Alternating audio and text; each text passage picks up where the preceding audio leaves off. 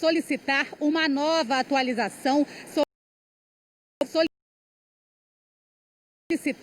nova atualização sobre o monitoramento e impedimento de viagens com lotação acima da estipulada, que é de no máximo 8 pessoas em pé. As aglomerações, segundo especialistas, aumentam os riscos para quem necessita do serviço de transporte. É preciso então ter cuidado e lembrar de, antes de entrar no ônibus, limpar as mãos com o álcool gel.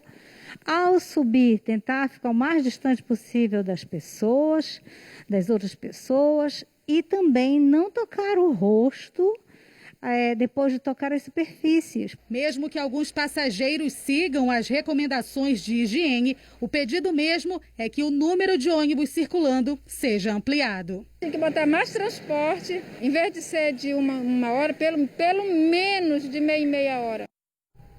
A CEMOB informou que as fiscalizações nos ônibus são feitas nos principais corredores da cidade, onde há grande movimentação de usuários entrando nos coletivos. Diz ainda que já emitiu cerca de 200 autuações a empresas que descumprem o decreto. Diz também que existem pontos específicos e em horários de pico que apresentam maior concentração de pessoas, mas que não refletem o panorama geral do número de usuários do transporte público, que no mês de julho sofreu novamente uma queda. Projetos e pesquisas importantes em todas as áreas do conhecimento, redirecionadas ou mesmo paradas. A pandemia mexeu com o trabalho de pesquisadores da UFPA. Quase todos os 1.500 projetos em andamento foram prejudicados e os impactos disso são imprevisíveis. Valdomiro coordena o Laboratório de Microscopia Eletrônica da Universidade Federal do Pará, em Belém. Aqui, ele e um grupo de trabalho produzem imagens da Amazônia. Mas nos últimos meses, o trabalho tem sido assim, sem muita companhia. A gente teve que reduzir o número de pessoas, fazer revezamento de pesquisa, porque como é que é um laboratório experimental, que tem que estar presente, né? Não dá para fazer acesso remoto nos equipamentos. Então, nesse sentido, a gente teve que reduzir o tempo de vir. Por exemplo, eu tenho vindo cuidar dele 3 vezes na semana. De acordo com a Universidade Federal do Pará, a UFPA tem cerca de 1.500 projetos de pesquisa. Mas por causa da pandemia, 90% dos laboratórios precisaram parar as atividades. Agora, a preocupação da comunidade acadêmica é em relação aos prejuízos que essa pausa pode causar.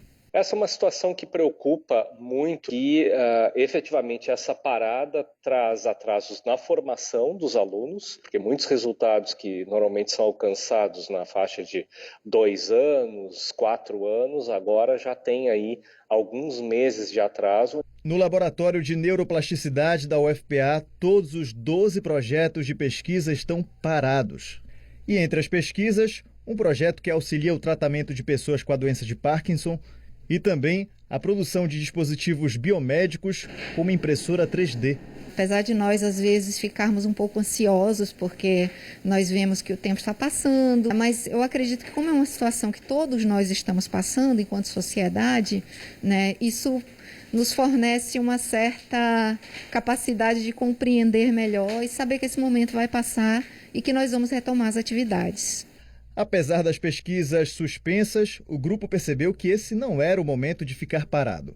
A impressora 3D agora está servindo para a produção de máscaras para os profissionais de saúde do Pará. Nós estamos no Instituto de Ciências da Saúde, né? E como professores, como pesquisadores, como universidade, né? Nós nos sentimos no dever de estar sempre junto à sociedade. Juliana trocou as pesquisas pela ajuda para quem precisa nesse período. A gente poder buscar estratégias para a gente auxiliar o máximo possível de pessoas que possam estar precisando desses materiais de proteção individual. O Conselho Superior de Ensino, Pesquisa e Extensão da UFPA informou que discutiu o possível retorno das atividades no segundo semestre. Uma das possibilidades é que isso ocorra de forma remota. Professores e alunos estão sendo consultados. A pesquisa segue até o dia 13 de agosto. E os números da pandemia seguem avançando aqui no estado. Vocês vão acompanhar comigo os números que foram atualizados pela Secretaria de Saúde Pública, ainda há pouco, às 18 horas. Total de confirmados de casos de Covid-19, 154.685. Temos um total de óbitos de 5.728 e 139.599 de recuperados da Covid-19. O Hospital de Campanha de Breves encerra as atividades amanhã. A unidade inaugurada no dia 11 de maio já não recebia novos pacientes desde o dia 22. A unidade foi montada para atender com mais rapidez os municípios de Anajás, Bagre, Curralinho, Gurupá, Melgaço e Portel. No período de funcionamento, recebeu 186 pessoas com suspeita ou confirmação da Covid-19 de baixa e média complexidade. 137 receberam alta e 21 morreram. A ocupação média, segundo o governo do estado, era de 60%. Após a última avaliação de uma equipe técnica, foi constatado que a ocupação era baixa. Os novos casos da doença que ainda surgirem na região serão encaminhados para o Hospital Regional de Breves e o Hospital de Campanha no Hangar, aqui em Belém. O Hospital Regional de Conceição do Araguaia, que atende moradores de 15 municípios do sul do Pará, recebeu 12 novos leitos de UTI, sendo 2 leitos de isolamento para pacientes com doenças infecto-contagiosas. A estratégia inicial é atender pacientes com a Covid-19 na região. Além dos leitos de UTI, o hospital dispõe de alas com outros 148 leitos gerais, 35 deles exclusivos para a Covid. Com a abertura dos leitos, o bandeiramento da região do Araguaia, que está vermelho, será revisto e assim deve mudar para a cor laranja de risco médio. Já em Rondon do Pará, no sudeste do estado, pacientes com suspeita da Covid reclamam da dificuldade para conseguir atendimento na rede municipal. Júlia ainda vive o luto após perder a mãe para a Covid-19. Dona Salvina Freitas, de 78 anos, morreu na última sexta-feira no Hospital Regional em Marabá. A família vive em Rondon do Pará e acredita que a mãe foi contaminada pelo filho, que faz tratamento fora de domicílio junto com outros 18 pacientes renais crônicos, que viajam no mesmo veículo. São vários municípios que fazem hemodiálise lá, começaram a testar os seus pacientes. Quando chegou aqui em Rondon, eu soube, porque eu tenho contato, sou acompanhante dele, me informaram que já tinham pedido para Rondon para testarem os pacientes do ônibus. E nisso já tinha renais contaminado. Ainda segundo a família, apesar da Secretaria de Saúde em Rondon ter realizado a testagem nos pacientes, Roberto, de 52 anos, continuou viajando no mesmo veículo e contraiu o coronavírus. Mesmo sendo do grupo de risco, conseguiu vencer a doença e voltar para casa. Mas a mãe não teve a mesma sorte. Se tivesse feito a testagem e separado os que estavam já contaminados, teria evitado todo esse desastre que houve. A família protocolou uma queixa aqui no Ministério Público do Estado contra a Secretaria de Saúde de Rondon do Pará.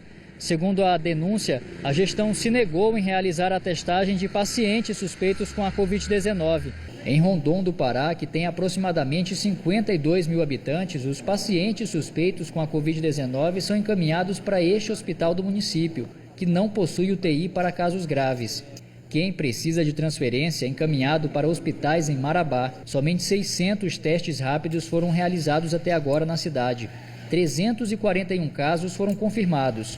Esta mulher, que prefere não mostrar o rosto, está com a filha há uma semana com sintomas da Covid-19 e reclama da demora para conseguir a testagem. O filho deu uma alteração, as plaquetas estavam baixas, ontem à noite levei na emergência de novo. A doutora me informou que era suspeita de Covid-19.